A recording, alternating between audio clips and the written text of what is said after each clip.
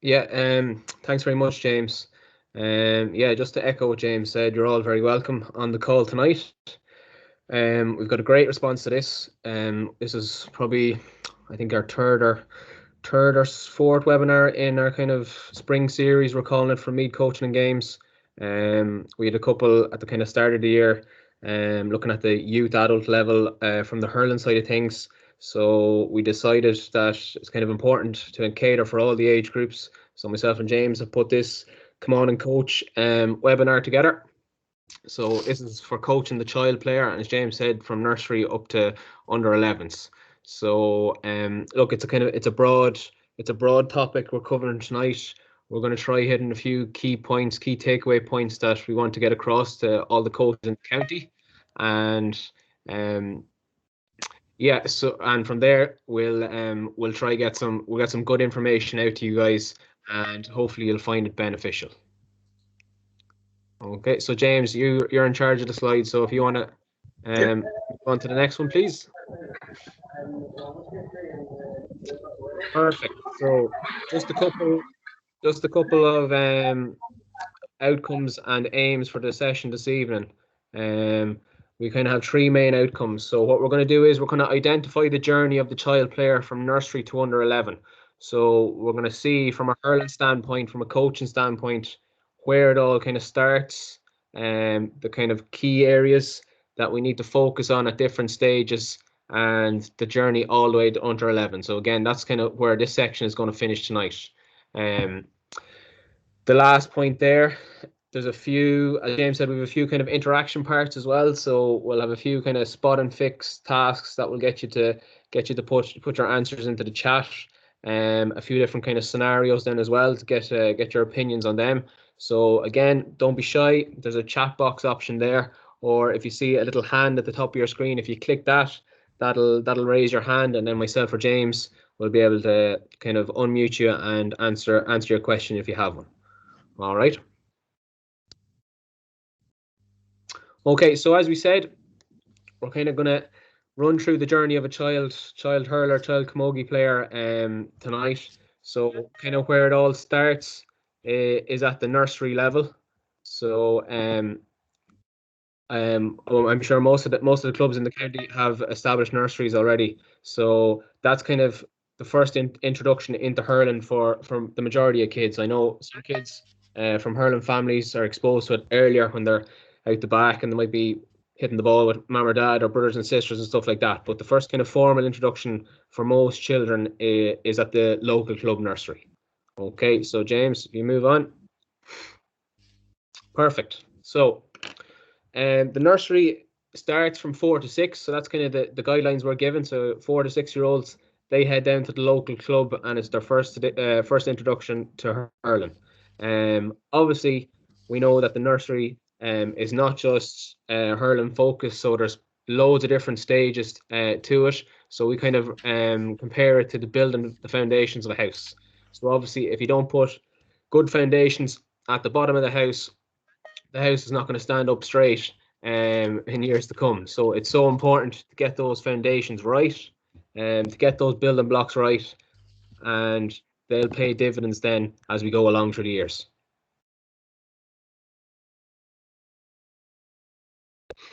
So this is kind of the format we've came up with. So hopefully you can read the writing. Just give you a few seconds to kind of have a look around it. So we see the floor of the house there. That's your ABCs, your agility, balance, and coordination. And obviously the kind of nursery fundamental movements, fundamental skills, that's a separate workshop in itself. So your ABCs, your run and jump and throwing on the left-hand side, your catch and strike and kicking on the right-hand side, that's a whole different workshop in itself. So the top two, the kind of roof on the house. So we're saying when you're finishing nursery, you're putting the roof kind of on the house, and that's introducing the little hurl or tennis rackets, depending on what equipment your club has, and establishing the dominant hand and then a good swing technique. So that's kind of, from a hurling nursery kind of point of view, that's the kind of end product we want. So again, when they come in first at 4 years of age, the really young age, you obviously start off with your ABCs, your agility, your running, jumping, throwing, and they're kind of they're kind of the areas they're going to focus on. Then they'll move on to a bit of catching, striking, kicking as they get a bit older. Okay, so we have striking and kicking in there. So it's so important to establish those movements as well at that age group. And then as we get through the ages of the nursery, or different stages of the nursery, we introduce the little hurls or rackets and the dominant hand and the swing. Okay, so the next few slides, we're going to focus on the top two parts of the roof, which is introducing the little hurl and racket and the dominant swing. Yeah, I'll probably just add in there part that I'll probably reiterate what you're after saying, is that without the ABCs, the RJTs, and the catching, striking, and kicking, you effectively won't be able to progress effectively onto the next few stages. They're so important, as if you were building a house, having your foundations in correctly so you can build up and build on.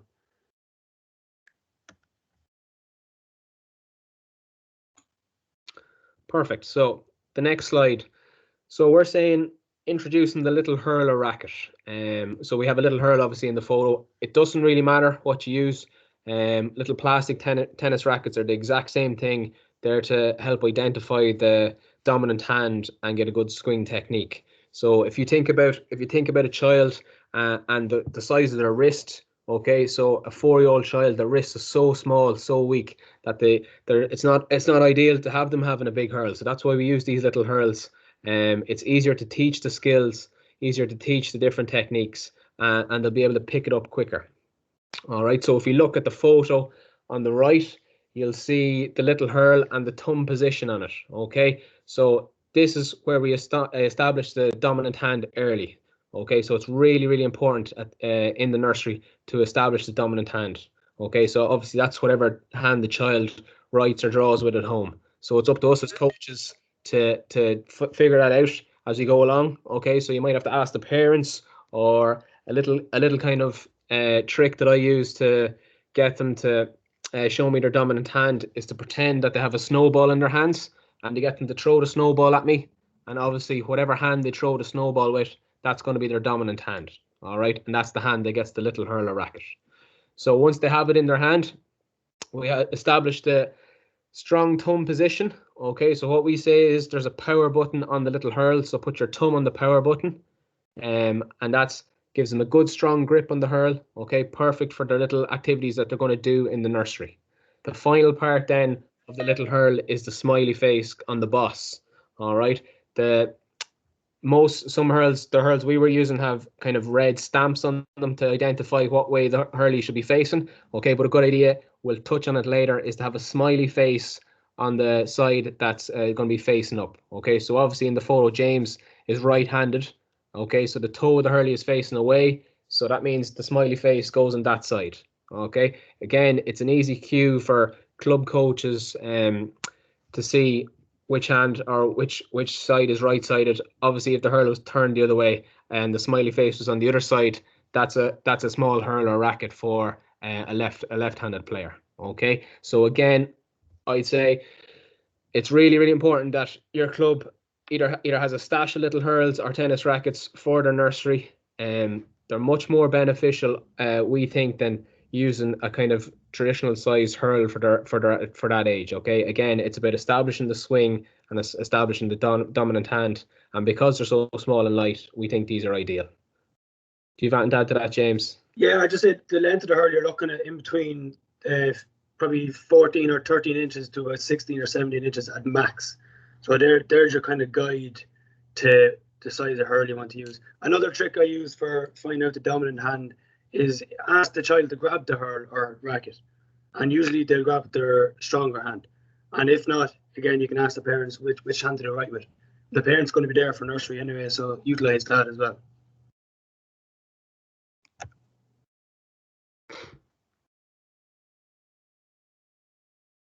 Okay, perfect. So we kind of have 3 stages that we're going to run through for the nursery. So obviously the stage 1 was with the little hurl and the smiley face, kind of to establish the dominant hand. And once you've done that, there's loads of different kind of beanbag activities that can be done at nursery level, and this is to establish the hurley hand and catching hand. Again, your dominant hand always stays on the little hurl, and then your free hand is your catching hand. and that's the one that is going to catch the beanbag for any little catching activities that you do. Okay, so Paddy Butler has plenty of different kind of activities online for this sort of stuff with the little hurls or rackets and the beanbags. Again, there's loads of little games. You can have your kids in twos throwing the beanbag over and back, and obviously the dominant hand stays on the little hurl, and they catch with their catching hand, making that claw grip as James is in the video. So again, it's early intervention, identifying which hand is the hurley hand and which hand is the catching hand. You'll see later on how this can affect the child player if it's not done correctly, or if they don't figure out which hand is which. All right. So these are the early building blocks that we have to establish at the nursery. You've established the dominant hand, and then there's loads of little games to do your catching hand and hurley hand then as well.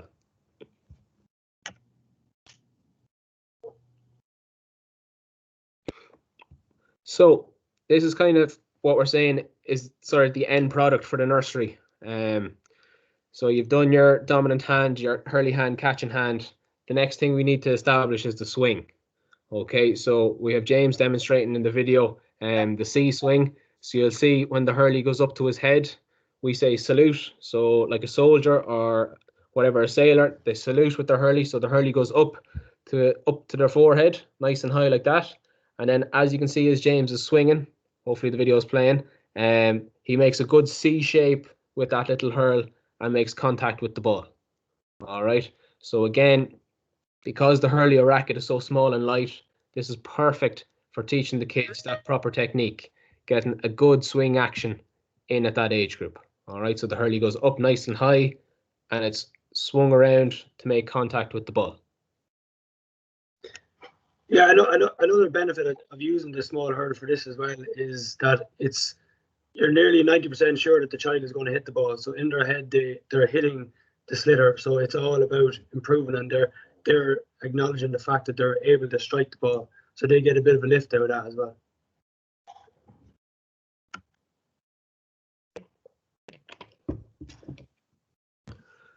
So just the next slide then. So we kind of have finished off the nursery. Again, we said the nursery in itself is a separate workshop. So we just wanted to hit on the kind of three key areas of using the little hurler racket, because they're so important to young hurlers. You'll see again later to the end. So once they've finished off the nursery, they go into the go game stage, and then obviously they can't use the small hurls or rackets then, so they need to get their first hurl. So I'm sure a lot of people have seen this kind of graphic before in clubs and stuff all around the county. This is just a guide for sizing the hurl. So if you pick the middleman there with the two red lines, the ideal way to size a hurl is if the top of the hurl is at the top of his wrist, where the top red line is. You can see that. And then the bottom red line is just on top of the ground. So the man in the middle, and it goes for all of them, they should be able to swing the hurl with a nice straight arm, and it should be just grazing the top of the grass. Okay, and that's what we say is a good size hurl for anyone. So again, this is kind of something we want to mention to the clubs, that this is a key stage in developing young hurlers. So I know when parents come down to the club and they're introducing their kids to hurling for the first time, they might buy them a size 30 or 32 to last them a few years, as they say. But we kind of want the clubs to promote this, and even if it's better if the clubs kind of buy the hurls for the kids themselves, or size the kids, have a kind of sizing night, something like that, it's going to pay great dividends in the long run. Because the benefit then of having the small light hurl that they all have in this photo, it kind of builds on what they learned at the nursery. All right, so again, they'll still be able to swing that nice C swing shape that we have, and they'll still be able to grip it strong with the dominant hand. Okay, if they get a hurley at this age group where it's too heavy, too big, it'll have a detrimental effect on their swing. Okay, and we're going to talk through some of that now in a minute. But yeah, so this is really, really important, a really key stage for clubs to be aware of, that sizing the hurleys for their under sevens, for their new Go Games players, just to kind of focus on that. You'll know yourself as a coach, just having a look at the kid, if the hurley is kind of too big for him. So kind of just mention that to parents, or again, as we said, have it as a club policy to kind of size the children yourselves for the hurls and kind of recommend a size for the parents if that's someone in the club who's nominated to do that or whatever, a coach. But it's just to be aware of the importance of having the right size hurl, that it's nice and short and light, and again, it'll benefit their swing and grip in the long run. Yeah, but probably just add to that, we've all seen the kids with the hurls that are too long for them, and they're digging holes nearly trying to hit the ball off the ground, because all they're doing is that they're hitting nearly 8 or 9 inches before the ball. So then they have to adjust themselves, and then they're not able to swing the hurl because the top of the hurl keeps hitting their ribs. So you can't understate how important the size in the hurl is and what appropriate size is at each age.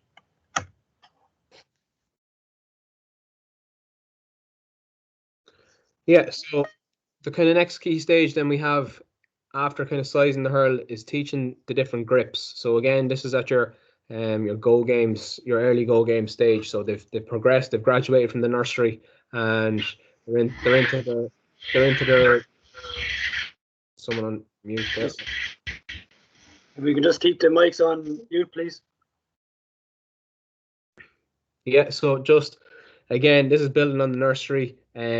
So establishing the correct grips. So there's kind of 3 key grips that need to be established.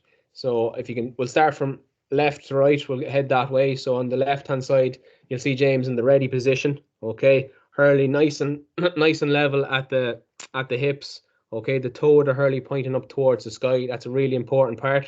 We call that a happy hurl. So the toe is pointing up towards the sky, hands nice and relaxed. Okay, and show our hands about shoulder width apart on the hurl then as well. Okay, so that's our nice, easy, ready position.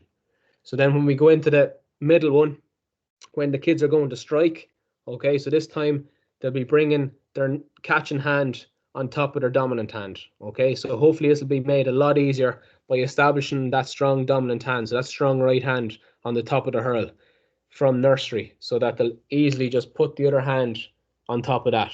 Okay, we get them to touch their hands together. We call that the lock position. So like a sword out in front, lock your hands together, and then it'll be back up to your C swing that you've seen at nursery. So hurley up high in the salute position with 2 hands on it, and then you're making a C shape down to strike the ball.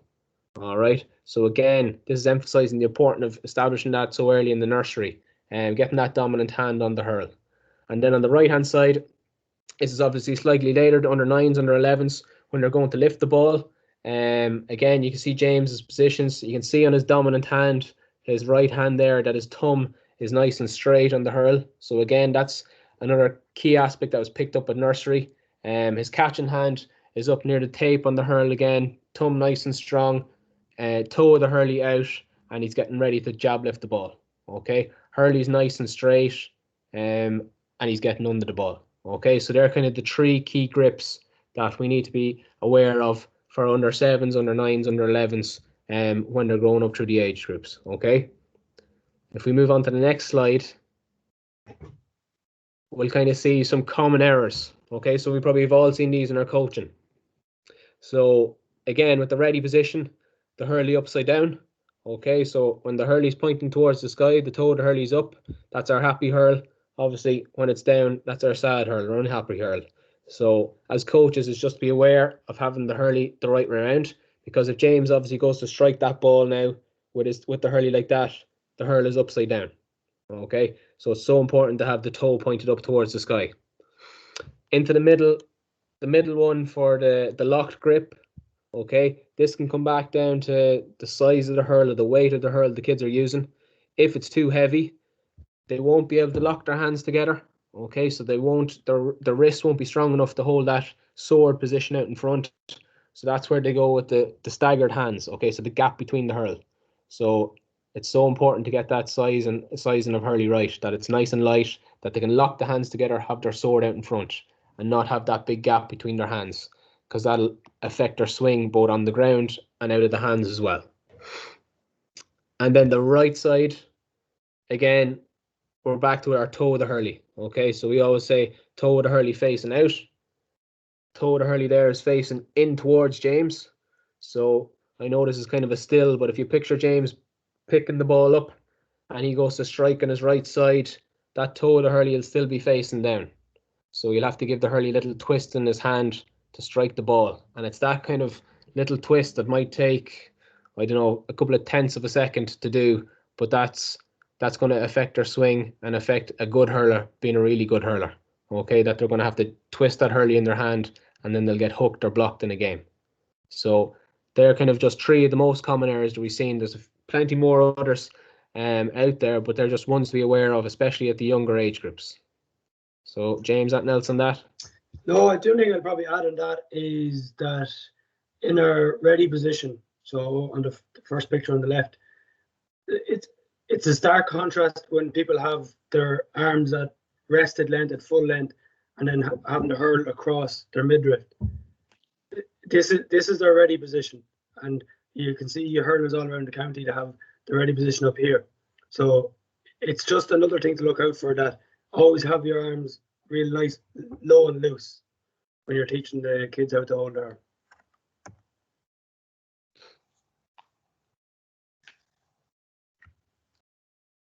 So our role as a coach at this stage, skill development is the most important element to be addressed if the young players are to realise their potential. Players need as many touches of the ball as possible each session for gradual progressive skill development. And the coach must always be thinking of ways and means of increasing the number of touches per player. So our role as a coach is so broad and so involved in the players that we need to provide the perfect platform for them to improve. So if that means that we have to have a number of coaches there with us, so we have 5 or 6 coaches, and then someone's going around spot fixing. So if we can have one person spot fixing for the whole session, the improvements you'll see in a group of players is immense. Park, have you anything to add on that? Yeah, I suppose like hurling, it's a complex game, and it's a very skillful game. So the other key part of us being a coach is getting these basics right, because it's so technical that they're very hard to change or even learn as the kids get older. So all of us on the call tonight, from nursery to 7s, 9s, 11s, that's kind of we're so important in the role of the child player to kind of establish these basics: the grip, the swing, the dominant hand, the catching hand.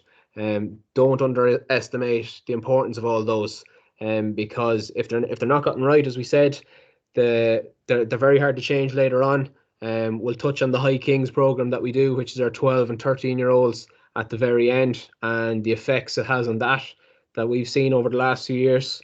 But yeah, so it's such a technical sport. It's so important to get these basics right. And now, before we move on, has anyone any questions or any comments on the last 10 or 12 slides?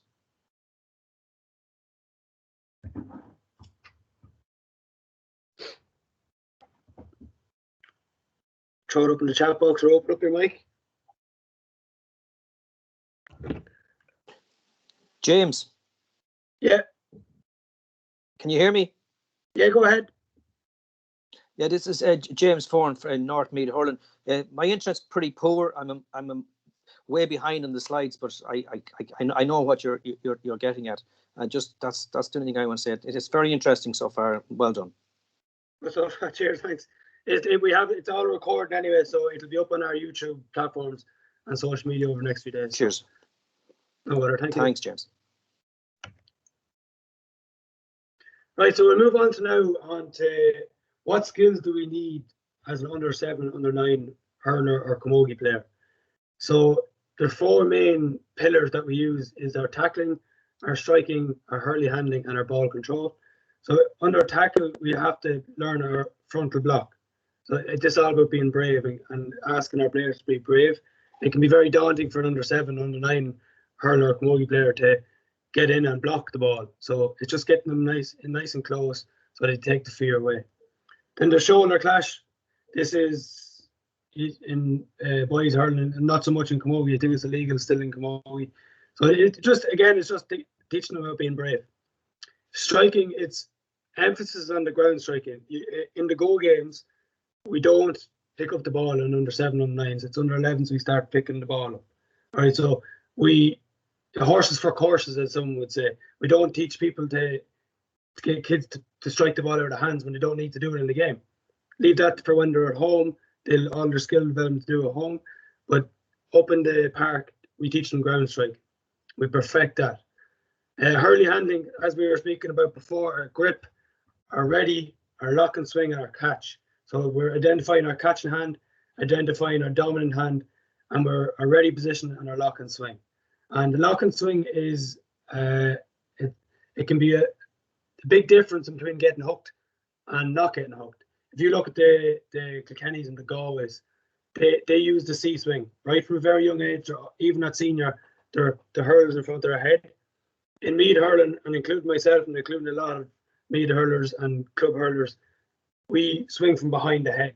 So if we can teach the C swing as early as possible, it quickens up our hurling. And as Park said, it's more evident when you get to the High Kings, as we'll be touching on later on. Ball control, it's all about the dribble and the flick and the beanbag solo. So don't underestimate the power of a beanbag. Just because they get to under 7s and they have a helmet and a hurl in their hand doesn't mean we throw away the beanbags. They're a resource that should be used right up until under 11s, in my opinion. For soloing, and even under 13s, some lads and ladies still need to learn how to solo the ball. So giving them the confidence with the beanbag is a great aid. And the dribble and flick, so that's all about our wrist work and the ball on the ground. And keeping the ball in front of us is the main aim of the game at this age. We keep it in front of us, we get ready, and we strike the ball on. Anything else, not Park? No, I think you kind of hit the nail on the head. That look, there's loads of kind of different skills on that slide. So it's important for us as coaches that we're coaching the age appropriate skills. So that, as you said, we're not going to run before we can walk.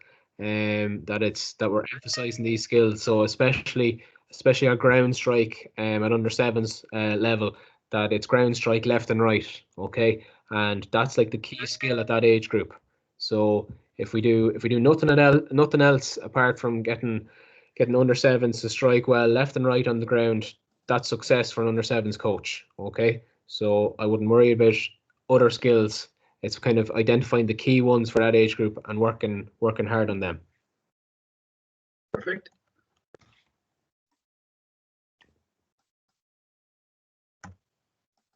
So on front you'll see a player pathway tourist card, and this is the perfect storm for creating our hurlers and for a good session. And these are available in your club, or should be available in your club. So we've talked about the player, and we're just going to touch on the coach now and what the coach needs to do and provide. We're just up here in the top left-hand corner. So the coach, it's variation. So coach open to trial and error. If something doesn't go right, don't be afraid to try something new or try it again. It just might take a bit of time to get it clicked into. So we're well organised and planned our sessions. There's nothing worse than going out onto a pitch and having 30 or 20 or even 10 kids in front of you, and you're throwing down the cones as they're hitting ball and not paying attention. They feed off the madness, and then the session can become scattered and obviously unorganised. So if we can be on the pitch a bit early, have everything get ready to go, it's a massive plus. So maximise all coaching resources to increase knowledge. There's a plethora of stuff on the internet, in books, these tourist cards, different social media platforms. There's loads and loads and loads of stuff. So don't be afraid to look online, or even contact one of us and be coaching games, and we can direct you in the right way. So we guide the children, we don't tell them. One of the great sayings is, I always say when someone says to do something, you tell someone to do something, they'll butt heads with you. If you guide them and you ask them to do it, they'll come with you and they'll get it done. So don't think that you're up there to overpower and be the dominant force on the session. Bring the kids along with you, guide them into what they want to do, because they're up there to play hurling. So why not just give them the tools to do it themselves? And be a role model, so that just be a good person all around, no cursing, obviously in front of the kids, and then convey enthusiasm. So always be energetic, especially at the 7 and 9s. They feed off you being bubbly and energetic and just full of life. So there's always try to be more energetic and have loads of enthusiasm. Again on that, Park? No, I think you've hit all the nail on the head. I just see a few comments in the chat there from Seamus. He was asked the question, are under 9s not lifting and striking from the hand? Yeah, they are. So the Crow Park guidelines say at that age group, they pick to the hand and strike. So there's obviously no soloing with that. I think James might have said that it's all on the ground for 7s and 9s. So it's only kind of under 7s that it's all on the ground. But yeah, so under 9s are lifting and striking with our no soloing. There's Go Games guidelines.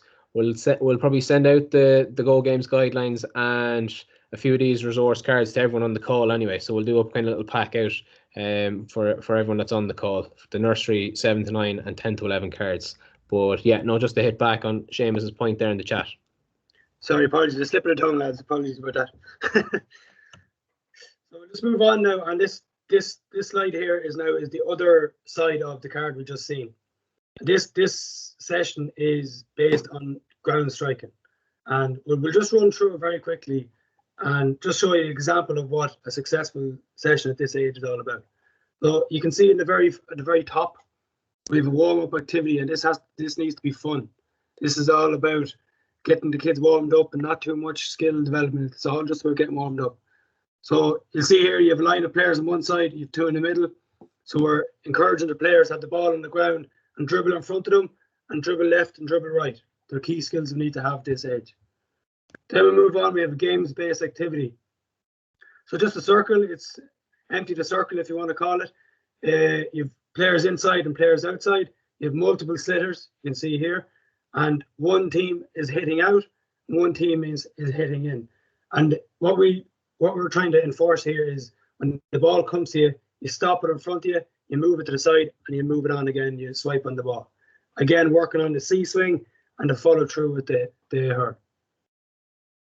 Then we move on to the intervention. So we've seen a few boys or girls that might need more attention. So we have a skill ready to go where it's very, very centered on one player per ball or one across from the other. All it is a few cones, one player at every cone, a ball, and it's moving up and down the line. So you're swiping up and down the line. So every child is getting a chance to hit the ball, and they're getting loads and loads of touches. Then again, you finish off with a game. And the key thing we have with the games at this age level is you want to have a max of 7v7. You go out, if you think about it, if you've 30 kids on your squad and you're down at the pitch and you put them out and you play a game, you're 15 versus 15. How many people are going to touch the ball? 1. So one person is going to touch that ball for the next 15 minutes you want to have a game. Why not break down the numbers and have 7v7, 4v4, 5v5? Loads of touches. You can have, if you have 30, you split up into 4 different games. It's all about improvising, and we can maximize touches at this level. It makes for great improvement as they go on. You got in that, Park? Yeah, no, I just think the cards themselves they're a great guide to see, to kind of show I suppose the novice coach or the new coach how to structure a session for the kind of child age group, that you obviously start off with your fun game, and then whatever skill you're going to work on that night, that you have games around that, and then maybe a drill or two to kind of work on it technically. But yeah, no, they're kind of just a good guide to have, just to see how you structure your session. Again, as we said, the sessions will be on the skills that are appropriate for that age group. All right, so we don't kind of want them progressing too quickly or obviously too far behind. So yeah, they're a good guide for the child coach. So we'll just move on now for what skills we need under 9s to under 11s, so 10, 11s. So again, our pillars are our tackle, our striking, and our hurley handling. We have frontal block, we have our shoulder clash, and our hook. So our frontal block again is all about being brave, and as the kids get older, the swings get wilder. So we make sure we get them in nice and tight and get the block in. Again, the shoulder clash is going to be more aggressive at this age, so it's all about, just as I just said, getting them to be brave going into tackles. And then the hook, we're starting to work on the hook then more so. And a little way I like to teach the hook is if you have a player swinging and you have the player going in for the hook has a little post on to have to put the hurl into. To hold the hurl there flat, 9 times out of 10 they'll get the hook. They don't have to go with the big swipe with the hurl. They just hold it in front of them like a little frying pan. Move on then to striking, and it's ground striking. We're striking from the hand, so we're introducing the strike from the hand. With the rise and strike, so your roll pick and your jab lift. And with ball control, that's in the air and on the ground. And then with solo and batting. So it's all about, this comes back to our beanbag solo where we can perfect it and get our thumbs right and get our hands right. Batting comes in because obviously the ball is in the air and it's having the strong wrists to bat the ball and not just stop it in front of you, but bat it back and send it back down the throat of the opposition. The hurley handling, we have the hand pass, and this can be a tricky one for kids because their dominant hand they always use for football and hand passing would say that they have to be able to hand pass with their catching hand. Overhead catch, so we're teaching the skills of obviously protecting our hand, and then the jab lift and roll lift, where our hands need to be for jabbing and rolling. Is there any questions, or do you want to add anything to that, Mark? No, I see a question in the chat. It's kind of referring back to the last slide from Chris Lina was saying that that can be a problem with some coaches about the small-sided games, that coaches want to play one big match instead of 2 smaller-sided games. So I'll kind of say that to everyone on the call tonight, that if you have the manpower, the coaching power, just really prioritize the small-sided games. So whatever numbers you have, if you have, I don't know, 16 players, you can have 8 aside, you can have 4 aside. So the importance of those games is that the kids are going to get so many more touches, the less players that are on their team, obviously. So if it's 4v4, they're going to get twice as many touches as an 8v8 game. And then if you think about it in the long run, the more touches they get, the more decisions they're going to make in the game, stuff like that. It's going to be so much more beneficial for them in the long run.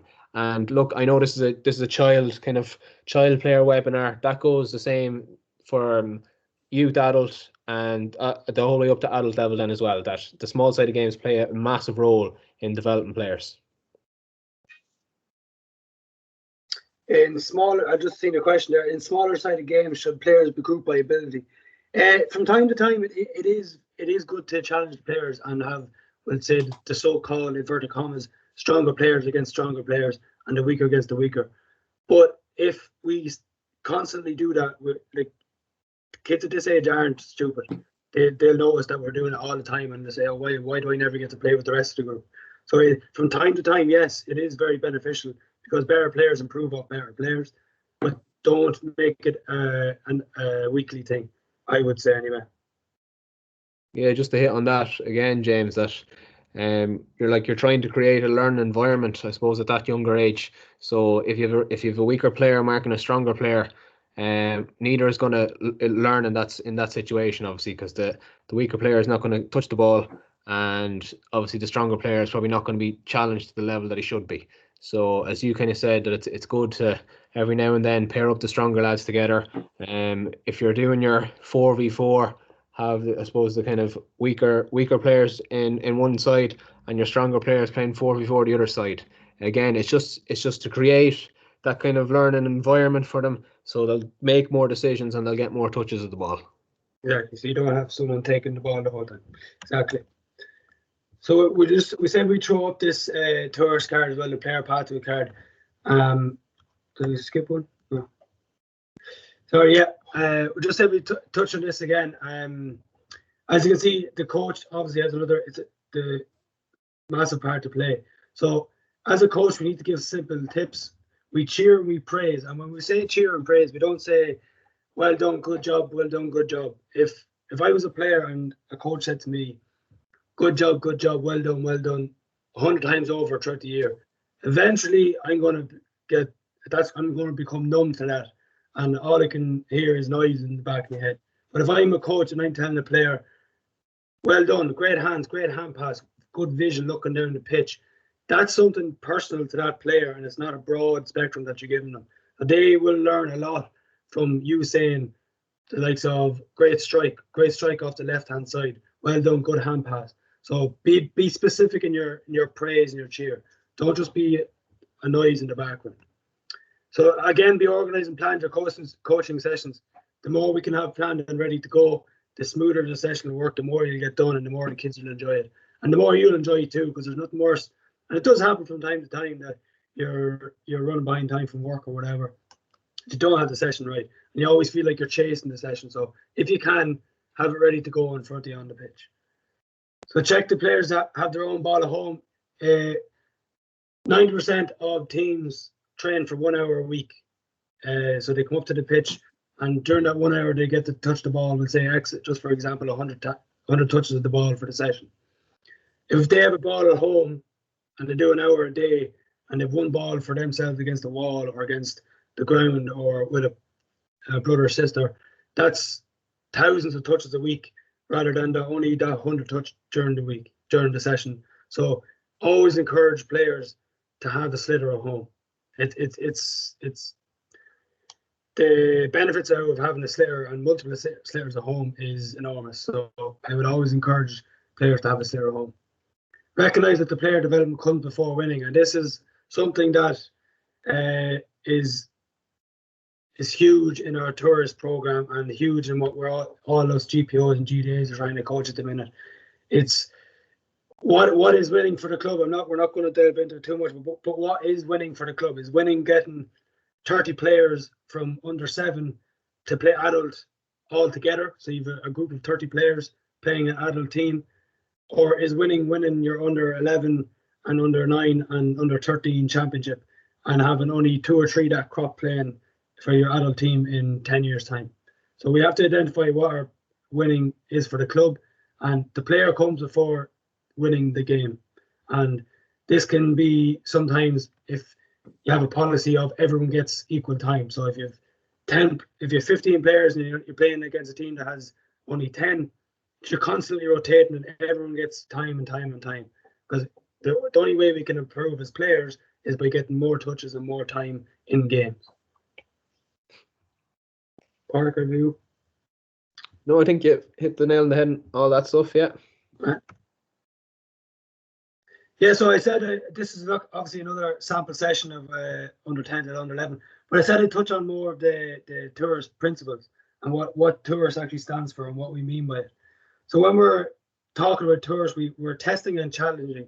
So all players should be challenged to improve at their level. And that goes back to the comment that Eamon M said there in the group chat. That if we have 2 players, one's graded 10, we'll say just for easiness, one's graded 10 as in best in the group, and one's graded 2 as in one of the worst in the group. We need to make sure both players are being challenged.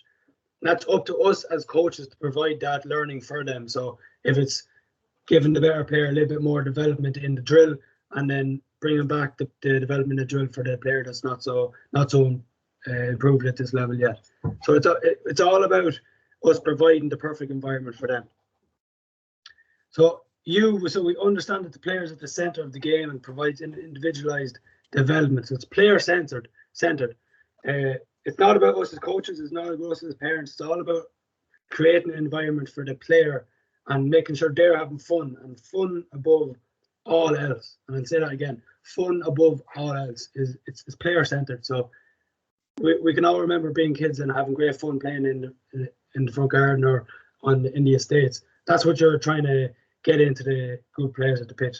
Just having good fun. It resembles the game, so it's all game based. You'll probably notice over the last 10 or so years that drills and games are not done from standing behind the cone. I've never seen a hurling or a camogie match being played from standing behind the cone and running out and picking a ball and then running back and hand passing it. Yes, we have times where we need to introduce a skill, but it should be very short time that we introduce the skill for that we stand behind the cone and we're static and we're running in straight lines. So everything's game based and resembles the game. So all players are involved. This is A. So all players are involved all the time. Lots of touches, lots of decisions. This goes back to what I said about making sure you have rotation in your games, that you're not leaving anyone out, that everyone has to be involved to improve, lots of touches and making their own decisions.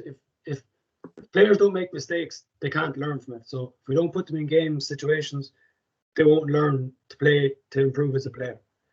And it should always be enjoyable, developmentally appropriate and holistic GAA experience. That just goes back to what I was saying about having fun. Make sure everyone has fun, and you as a coach will see that the players are enjoying the session just by the laughing and the joke. And there's no harm to have a session where kids are having fun. Getting that, or?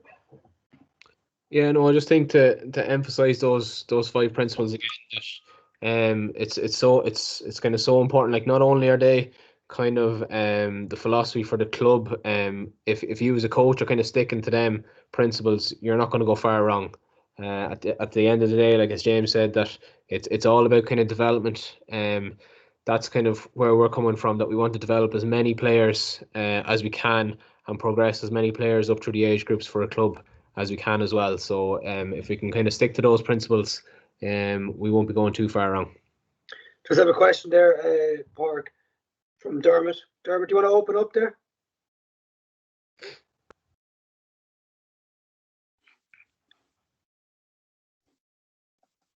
How you doing? No, I just have a question in relation to dual clubs. We've the same coaches coaching at under 11 for both hurling and football. And I'm sort of interested in a view as to what's an appropriate age to actually, split the group into really what they prefer to do, where we'd have a number of kids at the moment that are more interested in football. We have a number of kids that are more interested in hurling.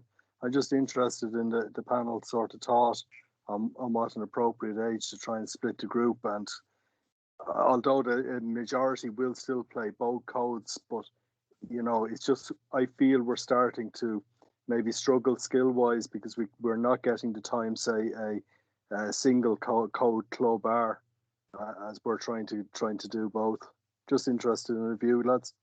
I'll touch on. I would never discourage players from playing both sports, and it can only benefit them really. That's all about, when we get to that age, it's probably about us coaches as managing our time, whether we need to have 2 nights a week and have football one night and hurling the next night, or have a longer sessions and do 45 minutes of both. But I would never discourage players from playing both. And maybe I'm picking you up wrong there, but no, I'd always try to keep them playing both if they can. We're not worried about winning games at this age. Yeah, we want to compete, but we're not worried about winning championships. So I don't know if you want to add into that part. Yeah, I suppose I just want to kind of commend Dermot first that the club are doing dual sessions, because I know there is plenty of teams that wouldn't do that, and that's kind of what we kind of promote as well, that from nursery, 7s, 9s, 11s, that there will be dual sessions the whole way up.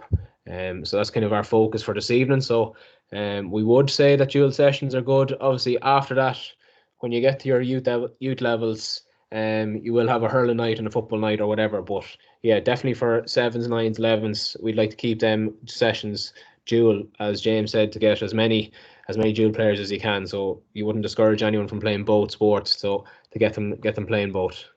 All right, thanks lads, appreciate that. No worries.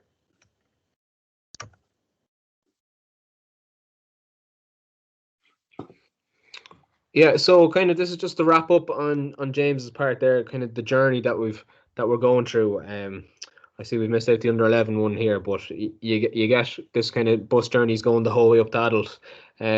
So just for tonight, look, you start at the nursery, you move to under 7s, under 9s, and as coaches, we want to get as many players from the nursery to under 7s, and then as the under 7 coach, you want to get as many from under 7s to under 9s. Okay, so that's as many. That's as much our focus as coaches as anything else. Okay, so that's back to your first principles about developing as many players and moving them onto the next bus or onto the next stop on the journey, about getting as many players to the next one. And if you're doing that as a club, as an underage club, that'll be very successful then in the long run. So James, have you anything to add? No, that's exactly what you said is what we're trying to do. It's all about we get them on at the start, we get them on at the first stop or at the station, we get them through the different stops, and we're hitting different milestones as we go along, and it's all about player retention and trying to get them all the way up through the grades. So that's all I have to say on that. It's the having the bus, it's a good analogy. It's a very easy way to explain it to people, because it's a collectiveness in the group and making sure we all go up together.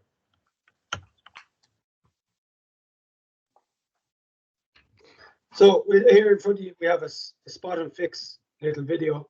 So what we want to do is try and identify what's going on in this video, if there's something wrong, if there's anything wrong, and just comment up in the group chat if you wouldn't mind. So I'll play it on loop there for a few minutes, or a minute or two, and if you just see anything.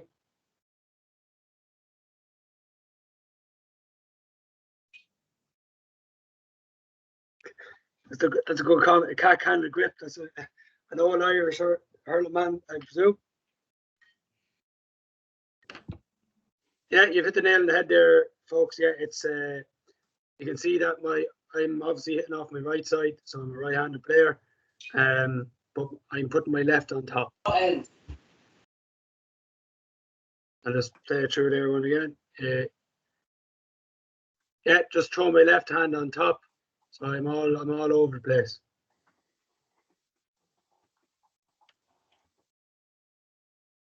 Well seen. Yeah, so golf grip, no early intervention in nursery. So these are the things we can look out for, and this is what happens as we move along. That we correct the grip very early on. We might not have intervened very early, and we have to be able to identify, and if that means we need more coaches with us, we have to be able to identify these issues that players do have, and like these things do happen, and they might feel more comfortable at doing it, but we do things a certain way because it's beneficial towards their playing ability. Is the hurl too long? Is the hurl too short? So, have you went on that, Bork? Yeah, I think just to go back to that second point, the kind of early intervention. So James in the video there, he's striking from our hand. So you'd obviously, when you get to under 11s, this is kind of some of the stuff you'd see at club level. So James has his right hand on the hurl, but when he throws it up, his left hand is going to the top. So that's becoming his dominant hand. So he's kind of switching over, and that's where he gets the golf grip from. So again, that can come from a myriad of things. It can be the not doing any dominant hand stuff at nursery. Again, the unsuitable hurl. So if the hurl is too heavy, too long, kids kind of go to the golf grip straight away, because if you think about it, as we said earlier, that their wrists are kind of small and not that strong at that age group. So to hold it to be a wristy hurler at that age is very difficult. So they go to the golf grip where their kind of shoulders and arms take over more in the swing. So that's one kind of area that we want to pick up on and highlight. So it can be a combination of things, but again, to refer back to the nursery, if that's stopped early and the dominant hand is found early, that can be very beneficial then when we get to under 11s or so.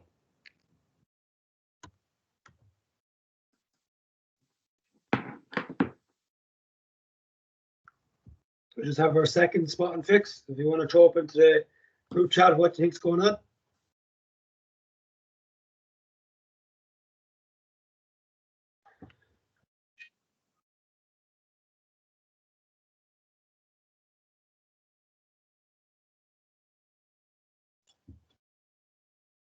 So if someone says the toe of the hurl is the wrong way, I'll give it another minute or so. I'll play it a few more times. Have a good look at it.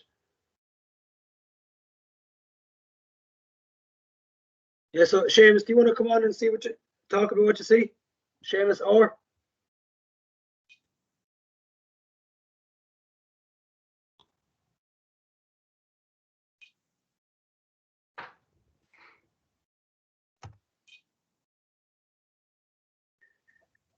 Yeah, so you've seen it. Yeah, we have the hands are all wrong.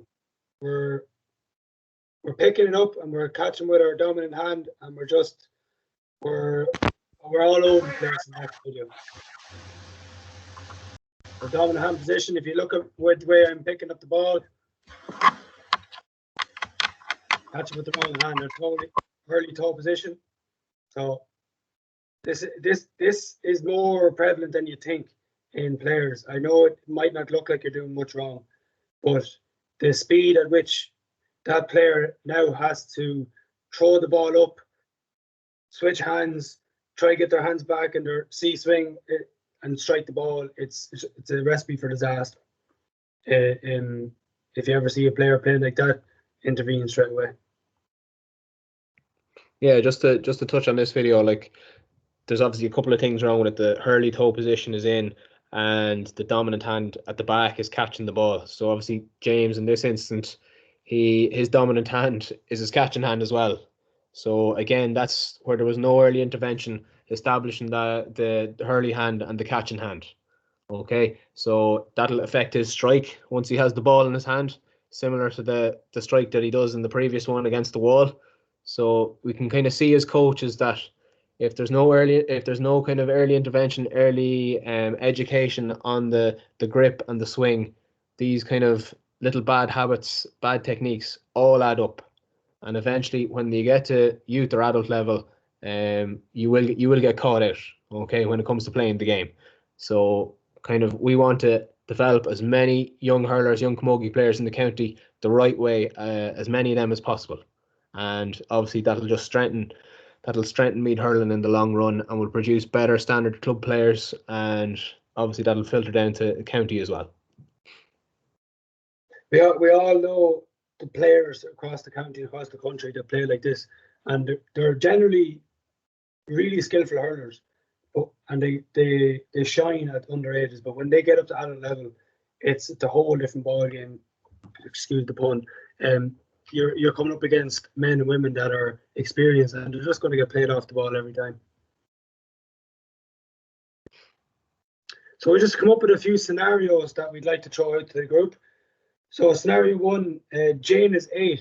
She's struggling to strike the ball out of her hands.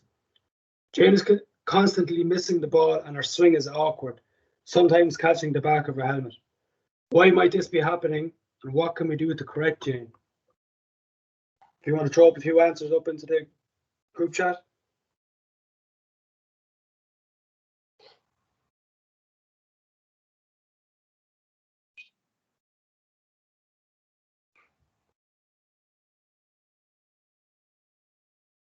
James Burke comes in there with wrong size of hurl.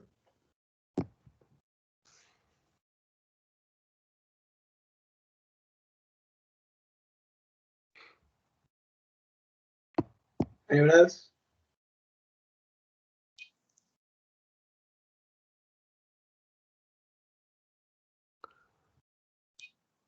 No C swing, not using C swing. Take the ball out of the equation and get her swinging freely first, then introduce the ball.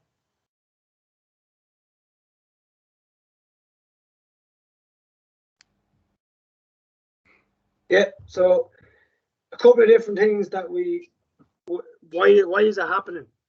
It's because we didn't intervene earlier. We're not identifying the issue that the player has. They might have too long a hurl. The biggest thing we need to do here is just give the player time. They have such a long hurl in their camogie career ahead of them that we just need to give them time and work with them.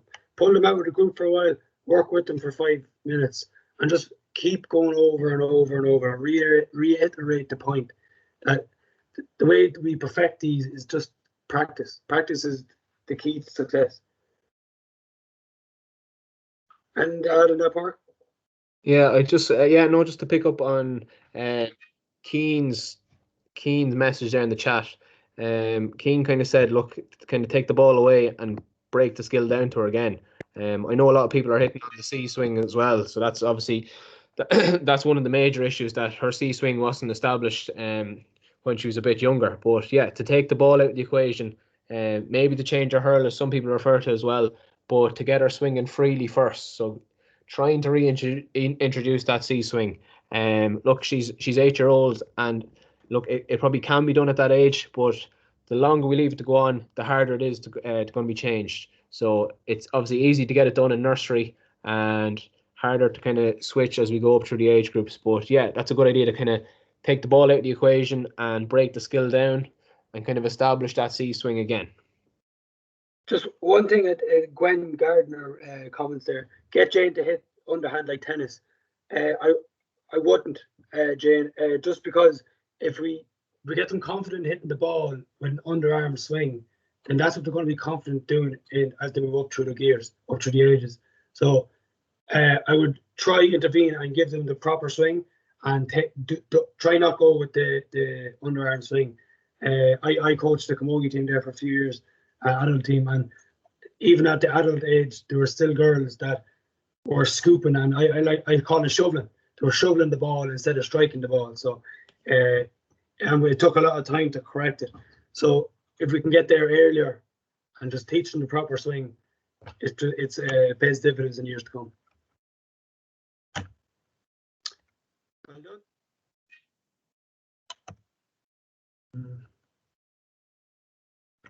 So scenario 2, Colin is 10, and Colin constantly puts his hurl between his legs when picking the ball up. Why might this be happening, and what can we do to correct Colin? Throw him up into the group there.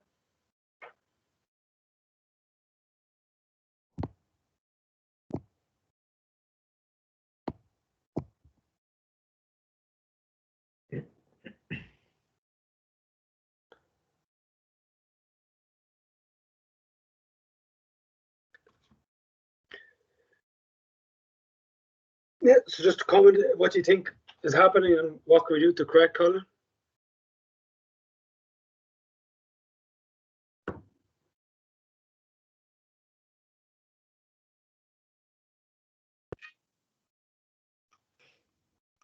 So James Burke, basics of ready, lock, lift positions to be taught again. Yeah, you've lost Keane Bertie, you've lost me on this one. Can't wait to hear the answer. We've stumped him. Ready position.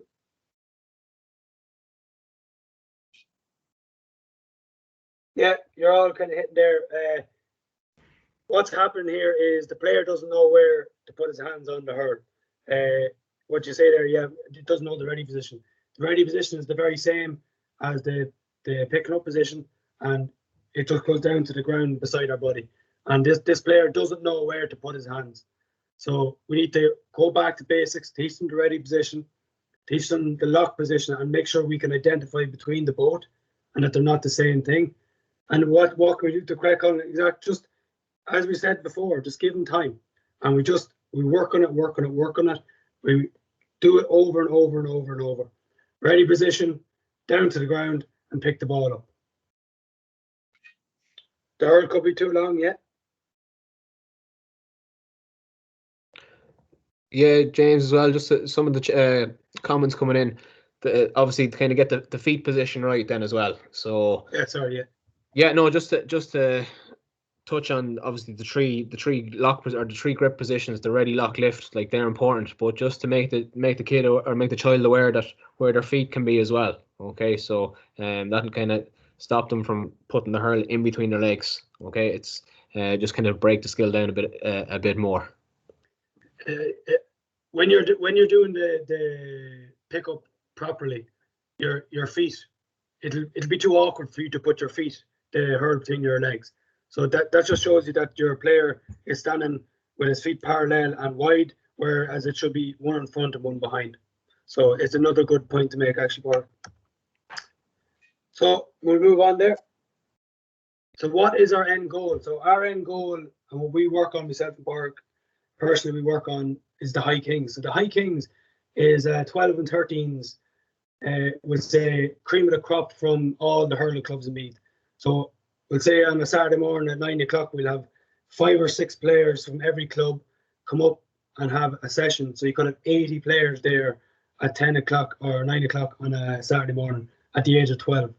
And what we do, we bring them up and we split them into groups. We do a few different drills and we play games. So it just gets them playing a bit of a higher tempo and a bit of a higher grade. And the things we always see when we bring them up here are the same things from the 12 and 13s as they are in the 7 and 9s.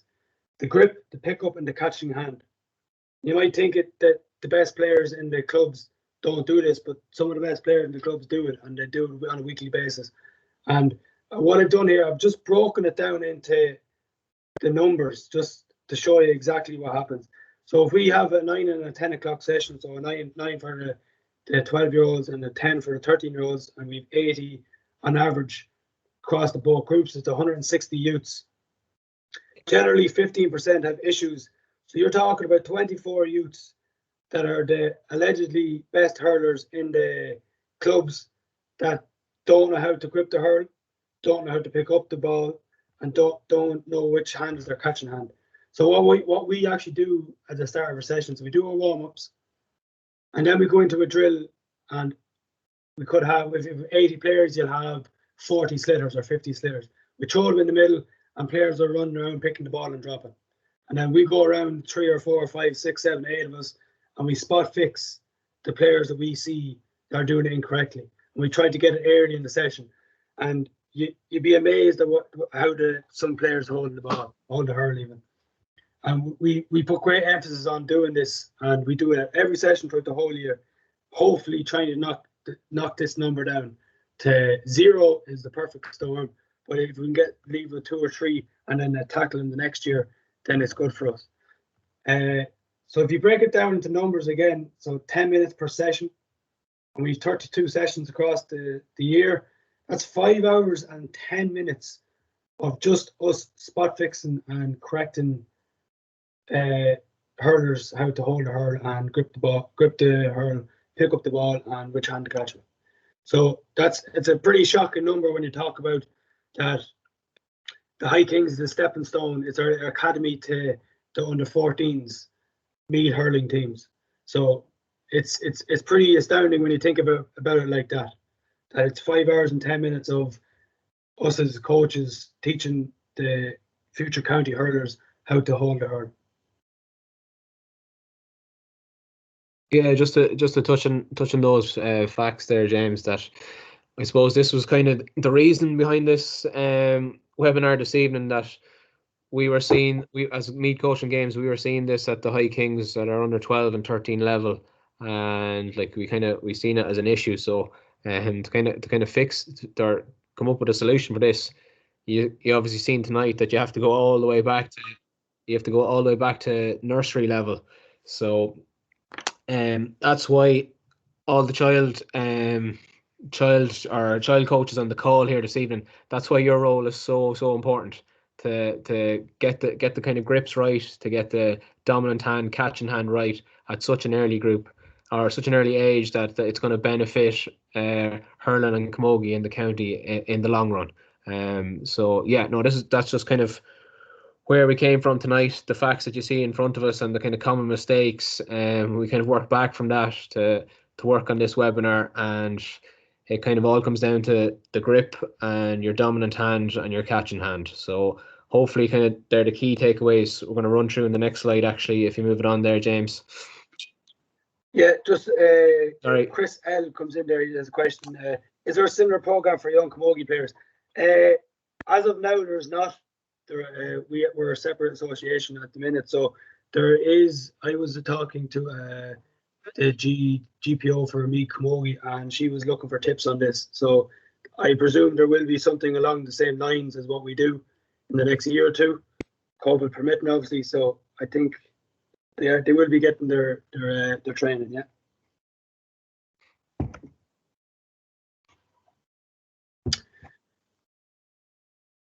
Yeah, so the key takeaway points from tonight's session, and we hope we've conveyed in a positive way to you, is having a dominant hand and early intervention.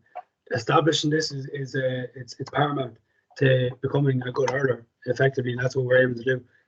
Importance of a suitable hurley and teaching the grip. You wouldn't believe we actually weighed hurls at the High Kings, and like some of the hurls you wouldn't burn them. They were that heavy. Like they were just planks, and we couldn't believe it. The young lads at that age were actually able to swing the hurl. So having a suitable hurley it goes without saying that it's the most important thing. It's like if you have a bad car that keeps breaking down, you need to change the car and find a car that's going to work for you. So having a suitable hurley is obviously, it's a great starting block anyway. Teaching age appropriate skills from 7 to 11. So we touched on that in the tourist cards. So make sure we're age appropriate skills, horses for courses, as I said earlier on. And skill development takes time. Have patience. So I emphasised that over the last few slides. just have patience. Not all players are going to pick it up straight away from the get-go. Some players do more at home with their parents than others. So we have to be able to give every player the same chance. And if some players need more work, we have to give them the platform they work harder.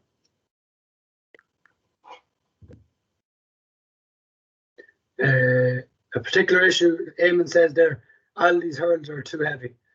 It's a good point, yeah. Have you added to them points, Park? No, I think we hit them all there. Really?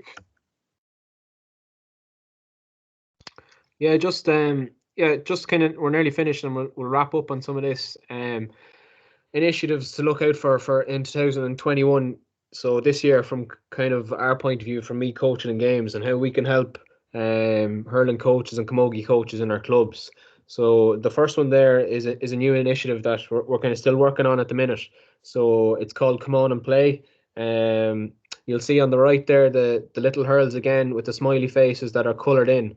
So how Come On and Play works is it kind of links the club nursery to the local primary school. So the kids in the primary school will all get a kind of blank hurley, so a normal hurley, junior, seniors, first class, and then they get to design their own hurley. So they get to colour it in. So obviously the ones in the picture there have been finished, and then we're giving the teachers a 5 or 6 week program. So they'll be not alone will they be using their or working on their hurling skills at the nursery on a Saturday morning. Hopefully the teachers will do the sessions during the week, so they're getting kind of more exposure to that dominant hand, catching hand, C-swing activities. So that's just kind of, it's still in progress. It's something myself and James are involved in, and a few others of our staff that we're currently involved in. So just kind of, it's nearly ready to roll out. So just to keep an eye on that, and hopefully when the schools are back in action, that we'll be able to roll that out in the schools, and then obviously it'll tie into the club nurseries in the regions as well. The second point there is just a nursery workshop. So I'm sure we've a load of different clubs, people from clubs on the call. So if your club has a GPO, we would recommend it every year. Like there's a new nursery workshop ran. So again, that'll kind of tie into the bean bags and the little hurls and rackets, those sort of activities, as well as your fundamental skills. So if that's something your club is interested in, contact your GPO.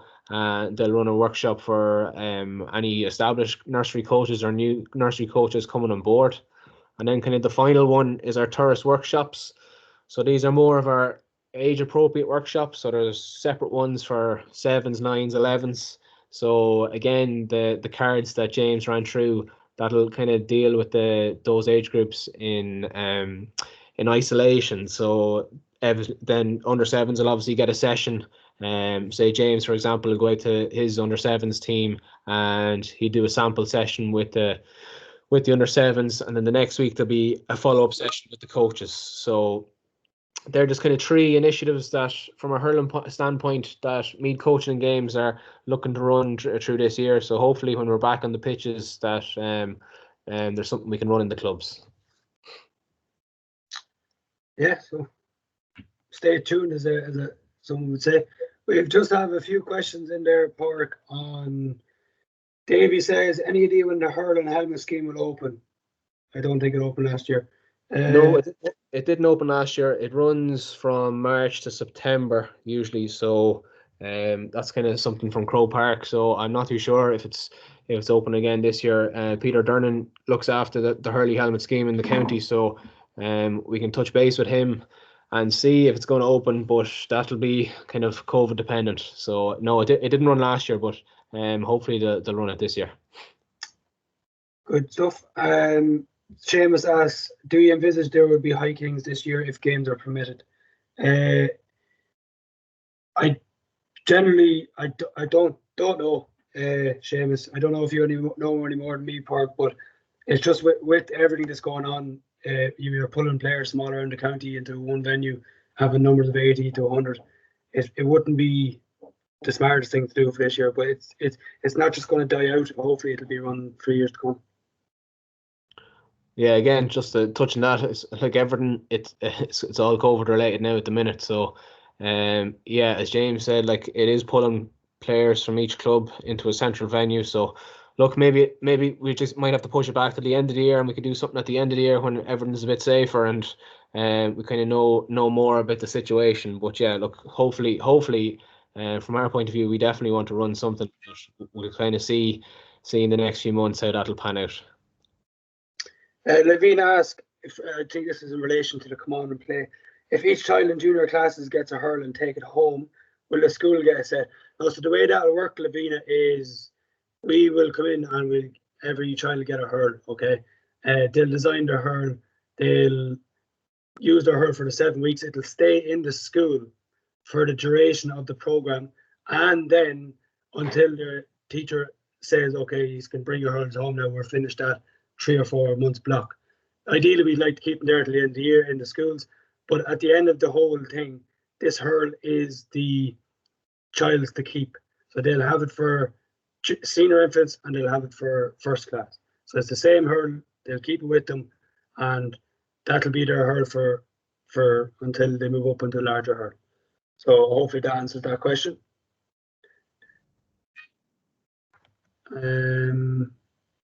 Yeah, so other than that, we hope we've touched on a topic that you're all interested in, and if you have any questions, fire them up.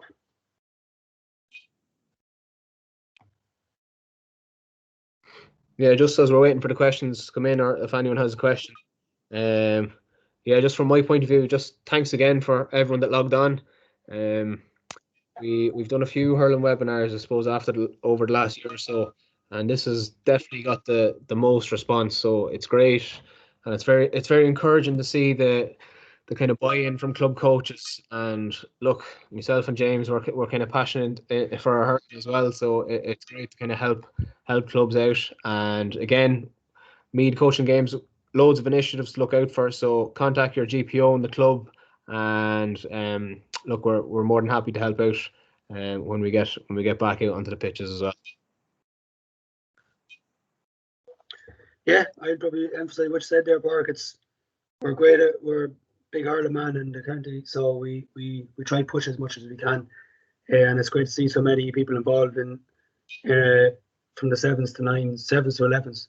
It's great. I was blown away by the numbers, so thanks for everyone for coming on. The video will be up in sorry, James. Yeah. Sorry, guys. I can't. Sorry, Owen O'Sullivan here from North Meath Hurling. Sorry, I haven't been able to use the chat for some reason, but I just have one quick question, if it's okay to talk over the bridge. Looking at the choice packages, it looks like the under 9s.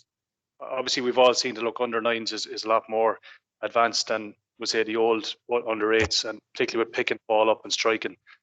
And one thing we've noticed is we were way behind when it came to picking the ball up and striking it. And would it be something to consider to put together maybe 2 videos of just literally picking the ball up, one video, and another video of striking?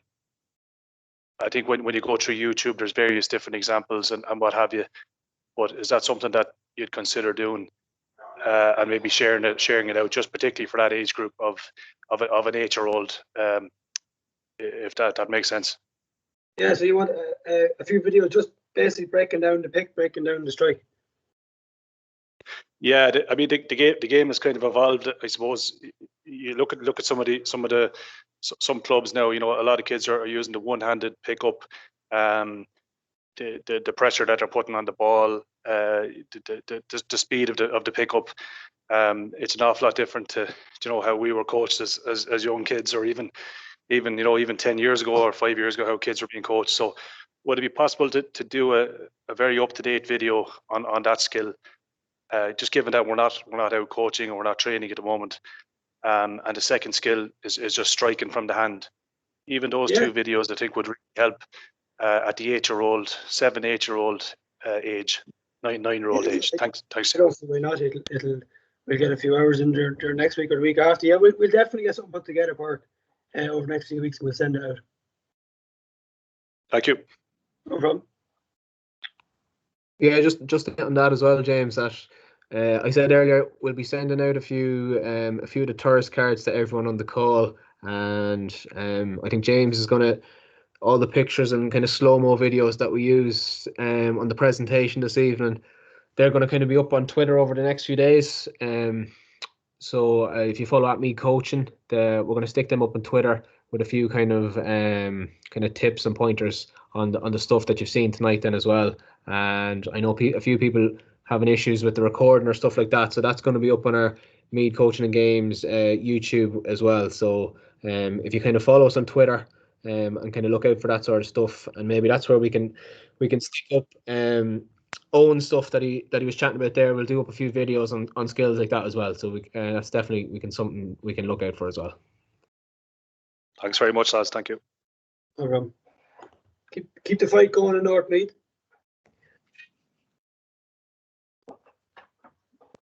Thanks very much, lads.